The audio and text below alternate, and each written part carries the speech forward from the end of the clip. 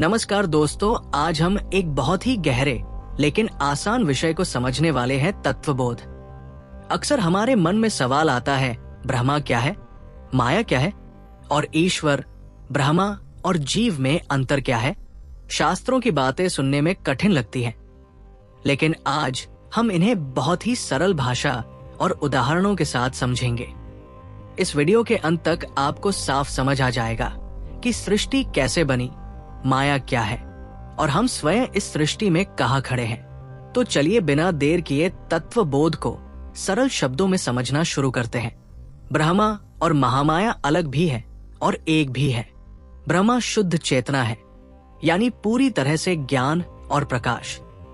महामाया ब्रह्मा की छाया है, जो जड़ है और 3 गुणों सत, रज और तम से बनी है। ब्रह्मा अकेले सृष्टि नहीं बना सकता, क्योंकि वह केवल चेतन है, और महामाया भी अपने आप सृष्टि नहीं बना सकती, क्योंकि वह जड़ है। जैसे मिट्टी खुद से घड़ा नहीं बन सकती जब तक कुम्हार न हो। जब ब्रह्मा का प्रतिबिंब महामाया के सद्गुणी भाग में पड़ा, तो उस भाग को विद्या माया कहा गया। इसी प्रतिबिंब को ईश्वर, महाविष्णु या परमात्मा कहा जाता है।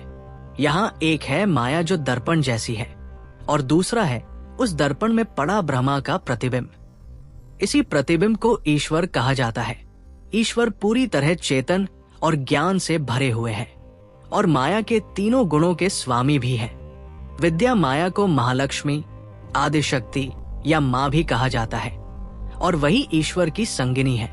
ईश्वर और माया के संयुक्त रूप को ब्रह्मा जी कहा जाता है। यहीं से अव्यक्त सृष्टि व्यक्त होना शुरू होती है।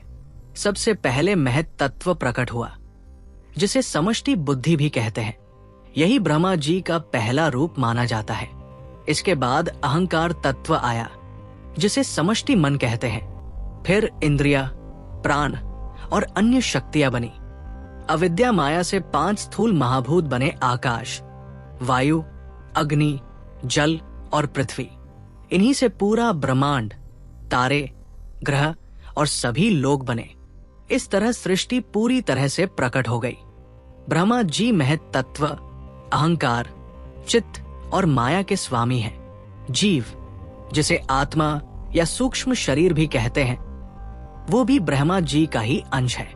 जीव में जो ईश्वर का चेतन अंश है, उसे कूटस्थ कहा जाता है। ईश्वर और जीव दोनों में ब्रह्मा का प्रतिबिंब है। अंतर सिर्फ माया का है। ईश्वर शुद्ध विद्या माया में प्रतिबिंबित है, और जीव अल्प सद्गुणी माया में। उदाहरण समझिए, अगर सूर्य की किरण दर्पण पर पड़े तो सूर्य का स्पष्ट प्रतिबिंब दिखता है, लेकिन वही किरण अगर मटके पर पड़े तो सूर्य नहीं दिखता, मटका दिखता है। बस यही माया का प्रभाव है। Thank you for watching the video. Please subscribe. Namaste.